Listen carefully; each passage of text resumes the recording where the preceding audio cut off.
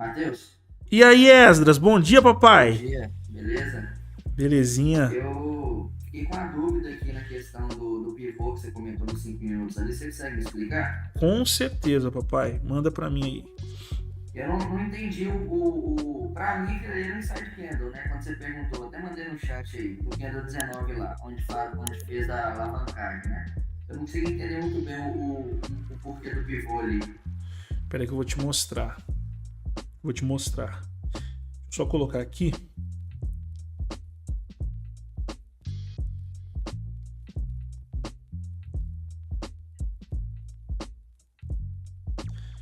Só um segundinho. Beleza.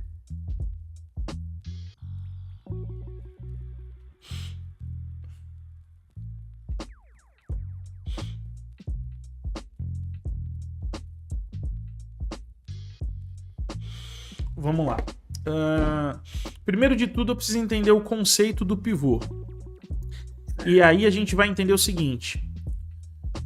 Maneira mais legal de vocês entenderem isso. O que é o candle? Quando a gente vem para o mercado, acho que talvez 95% de vocês aqui vieram para o mercado já pelo candle. Então o candle é a única referência. Antigamente não existia candle, existia barra. Então a gente via dessa forma aqui, tá? Ó, para a esquerda abertura, direita fechamento, pavio de máxima, de mínima, ou seja, eu já sabia que aqui, por exemplo, ó, esse candle 2 aqui, ele abriu aqui. Deixa eu até fazer assim, ó. Aí você vai entender, nós vamos chegar no pivô. Ele abriu aqui, ele beliscou para baixo, depois subiu até a máxima e fechou aqui. Então, vai ser um candle branco com certeza se eu colocar em candle normal. Antes da barra, tinham outros, né? Tinha barra, mas tinha outras maneiras de olhar o mercado. Então a base geralmente era por aqui. Pode ver que quando vocês veem, às vezes, ali dependendo, às vezes até em jornal e tal, muitas vezes mostra até dessa forma ali, bem bonitinho. E o que é isso aqui, Matheus? Tudo a mesma coisa, é gráfico. Então, eu preciso entender o seguinte: qual é o desenho de um pivô? O desenho de um pivô, ele é basicamente isso aqui. Ele vem... Pessoal, se alguém tiver dúvida de alguma operação do momento aí, vocês me falam, tá? Ele volta, um pivô de baixa. Ele andou, ele voltou, aí é aquilo que a gente sabe, é retração, é confluência, é isso, é aquilo, beleza. E quando o candle vem novamente, assim que ele passa esse ponto, eu não cheguei nessa parte ainda com vocês ali na mentoria, mas aqui nós chamamos isso de ponto de... Quer dizer, eu falei já, mas não mostrei a confluência ainda. A gente chama isso de ponto de alavancagem. Ou seja, se o mercado andou 10, voltou 5, quando ele passar aqui desse ponto, um tique, eu acredito que a porta está aberta para ele andar de novo os 10 que ele andou a primeira vez. Então, basicamente, isso aqui é um pivô. Beleza. Quando a gente volta para candle, o que eu preciso olhar? Entender que o candle, antes de ser candle, ele é o gráfico de linha, ele é o preço. Então, se a gente for desenhar, por exemplo, o que aconteceu, por exemplo, aqui, Esdras, nessa situação aqui, ó. Vamos entender o que aconteceu. Deixa eu ver. Pode ser até aqui. Ó. O mercado, depois que ele chegou em determinado ponto, o mercado andou, o mercado voltou. Máximas, abriu outra vela, fez mínima. Você entende que o mercado está andando em ondas? Só que se a gente ficar muito ligado em candle, a gente às vezes não consegue enxergar as ondas acontecendo vela a vela. Então, beleza. Baseado no que eu falei do pivô, vamos pensar assim, Esdras. Vamos supor que o Esdras ele tem que se posicionar em cada momento que o mercado armou um ponto de alavancagem. Você concorda que o primeiro foi aqui? Sim. Então, beleza. O primeiro foi aqui. O mercado veio, voltou na outra vela. Quando ele passa, pum, alavancagem. O segundo, ó, ele andou a 40, voltou na 41. Quando ele rompe a 40 de novo, é ponto de quê? Alavancagem. Alavancagem. Então, basicamente, cada vez que o mercado faz isso... Ah, Matheus, então toda vez que ele fizer isso eu vou entrar? Aí que entra aquilo de que no começo do movimento é sempre melhor. Por exemplo, Esdras, por que ali dos 5 minutos? Vamos agora dar uma olhada. Vamos pensar junto. O mercado, quando ele volta aqui para essa vela 18, ele desce para ela.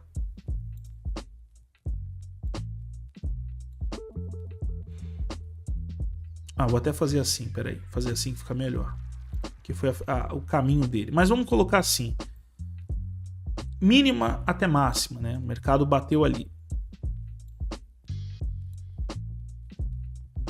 Quando o mercado vem aqui eu não estava falando ainda. E nem estava olhando, tá? Por quê? É errado se eu entrasse aqui, Matheus, nesse rompimento? Não. Só que tem uma coisa que a gente conversou que vocês precisam lembrar. Ó. E as coisas vão começando a fazer sentido. Tem uma coisinha chamada... Se alguém tiver qualquer dúvida aí de mercado, me chame, hein? Que eu não sei o que está acontecendo. Frequência. Cadê?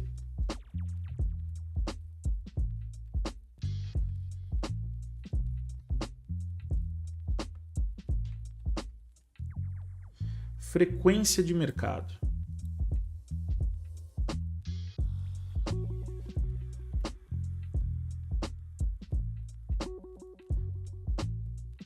Então, assim, o que é a frequência de mercado? Ela é o quanto o mercado tende a andar depois que ele volta. Então aqui, o Esdras, a gente tem isso aqui, ó. O mercado está num ponto que ele pode subir, tá? Ele estava na mínima do dia. Tem o contexto primeiro, beleza. Contexto vem antes de gatilho. Se ele quisesse subir, teria um porquê. Bateu no nosso alvo, já chegou ali num ponto que o mercado se decide, beleza.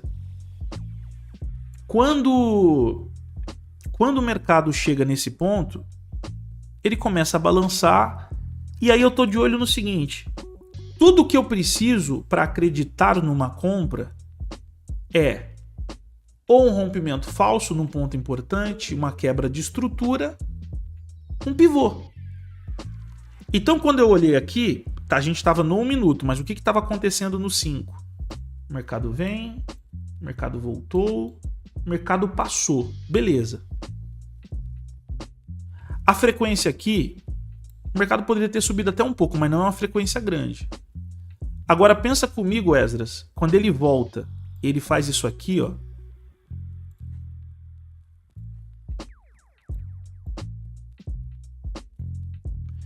E ele vem de novo, porque essa vela foi isso aqui que aconteceu com ela, essa última, ó. Essa última vela abriu aqui, veio para baixo, fez máxima e ela fechou aqui. Esse foi o caminho da vela 19. A vela 20, ela volta um pouco mais e ela vem para romper. Você concorda que se a gente for falar de frequência, seria aqui mais ou menos isso, ó. O mercado, ele andou 10, vou até deixar azul mesmo. Ele andou 10. Vamos colocar aí que ele voltou 4 e tá querendo andar mais 10 de novo? Sim. Então, o que eu já penso? Primeiro, um pivô nos 5 minutos. Por que eu entro pelo 1? Porque aonde o cara do 5 tá entrando, eu já tô alavancando. Alavancagem é diferente da entrada, porque a entrada, você tem que meter o stopzão lá atrás e esperar para ver. Uhum. Quando você alavanca, como você já está posicionado, você está reentrando na operação. Muitas vezes pode até deixar seu stop no 0 a 0. E se ele pegar, ele já pega de novo aqui essa alavancagem que você pegou de um novo pivô. Então, assim, sempre as alavancagens, sempre, modo de falar, na maior parte do tempo, eu vou querer essas alavancagens no rompimento de pivô do 5. É o pivô de vela, é a vela batendo, voltando e indo. Então, para mim, esse é o ponto de alavancar. Aí o que eu tenho que olhar? Pô, nessa hora que eu quero alavancar aqui, como é que tá o 15 minutos? Se o 15 minutos estivesse horrível, não. Mas quando eu olho o 15 minutos, que até hoje eu vou tratar desse assunto também com vocês, o Inside Candle. O Inside Candle é um tipo de pivô que eu vou mostrar para vocês hoje, que não é 1, 2, 3 bonitinho, mas ele é um tipo de pivô. Aí você fala, caramba, cara, tipo assim, você entende que o 5 tá querendo romper lá e o 15 também tá rompendo a vela anterior num ponto importante. Você fala assim, velho, tem mais chance de dar certo do que dar errado. Sim, a minha dúvida já sido a respeito disso mesmo, porque aqui no caso é a mesma questão de quando faz o 1, 2, 3, né? Só que aqui não fez bonito. Sim, é que assim, o 1, 2, 3 é a maneira mais prática de eu mostrar para vocês uma operação. Só que tudo isso é pivô. E nem sempre vai ser necessário que ele faça tão perfeito, né? Pra gente poder estar pegando a operação. Exatamente. O que é legal entender? Quando ele fizer perfeito, legal. Só que eu vou dar um exemplo. É mais sobre pivô do que o 1, 2, 3. Vou te dar um exemplo aqui, ó. Vela 89, ela veio, ela voltou, ela foi. O cara que tá olhando para outro time, ele vê isso aqui, ó. O mercado subiu até aqui, o mercado voltou. Quando o mercado vem de novo, você vê que tudo gira em torno de pivô, cara. Tudo gira em torno de pivô. Então, quando chega. Antecipar a entrada pelo M1, né? É só para antecipar. Tipo assim, eu não estou focado em operar no 1 minuto. A questão é que é muito assim, por exemplo, dá um exemplo aqui, pô, Matheus, eu estou utilizando o Pivot Point para ser uma referência minha, para eu me ajustar, tal. Pivot Point é uma coisa interessante, beleza. Aí o mercado bate lá no Pivot Point. Cara, ele não deu a frequência boa aqui. Às vezes o cara vai entrar, não vai. Aqui embaixo, por exemplo, aqui, ó, não teve uma frequência tão boa. Eu posso entrar? Posso. Mas eu posso não entrar? Pô, tranquilo. Ele voltou demais. Ele poderia parar aqui. Essa vela já desceu. Quando ela volta e vem de novo, às vezes o cara já fala, pô, deixa eu fazer já o meu aqui, tentar fazer uma parcial. Aqui pode até ser a primeira entrada, talvez, do cara. Mas, pô, deixa eu fazer logo uma parcial, porque aí, pô, fiz minha parcial ali, joguei meu preço para trás, vamos ver o que o mercado quer. Aí, você entrou, se você tem um motivo para entrar, qual é a segunda coisa depois que eu entro e faz minha parcial? 5 minutos. Então, assim, dando certo ou dando errado, se eu quiser alavancar a operação, de repente eu posso alavancar quando perder os 5 minutos. Aí a gente vai pegando as regras do seguinte, por exemplo, por que eu prefiro que o mercado primeiro venha contra para depois ir a favor? Porque eu vejo que o mercado, é igual eu falo lá no curso, ele começa primeiro respirando para o lado contrário, um candle normal. Depois, na segunda parte, ele tenta ir forte para uma determinada direção. Vamos supor que ele tivesse só subido aqui. Tá tudo bem. Mas ele veio... Se ele quiser virar, existe uma chance, apesar de estar perto da virada de hora, isso aqui atrapalha um pouco, mas existe uma chance do mercado vir dar parciais para mim no rompimento dos 5 minutos. Então, se ele descer agora e me der as parciais, eu entrei a primeira vez, peguei parcial. Entro a segunda e eu fico com um contrato solto, não saí da operação. Eu fiz parcial, reentrei, aumentei minha mão de novo. Se ele conseguir pegar minha parcial ali, cara, eu fiz as duas alavancagens que eu considero assim, cara, uma das mais profissionais, dando certo ou dando errado. Por quê? Eu entrei com stop pequeno, é aquela historinha de você perder de colher para tentar ganhar de balde. Sim. Então, tipo assim, meu, se viesse contra, eu não ia querer aceitar 300, 400 pontos. Não, é isso aqui. Então, beleza. E aí, se o mercado pegar as minhas parciais ali, pô, legal. E aí nessa, por exemplo, eu sou obrigado a segurar lá, Matheus, e não mexer? Eu não posso eu pegar e salvar antes? Cara, aí é de cada um. Por exemplo, tem uma boleta minha, que é uma boleta de trabalhar preço, que é uma boleta assim, ó. Só que é uma boleta para mais contratos. Então, muitas vezes eu, às vezes, vou pegando parciais menores. Para mim, aí não tem problema. Depende do que o cara quer. Mas os 45 pontos são bem saudáveis. E se o mercado não for, Matheus? Cara, você deixa ali, de repente, num 0 a 0 ou atrás de uma vela 24 da vida, que vai ficar bem, quase num 0 a 0.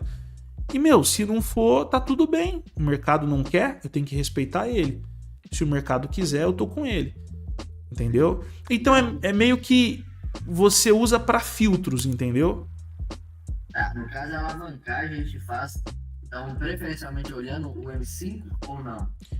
Alavancagem sim. Alavancagem sim. Show. Existem outras. Entendi também. Existem outras maneiras de se alavancar vendo o pivô.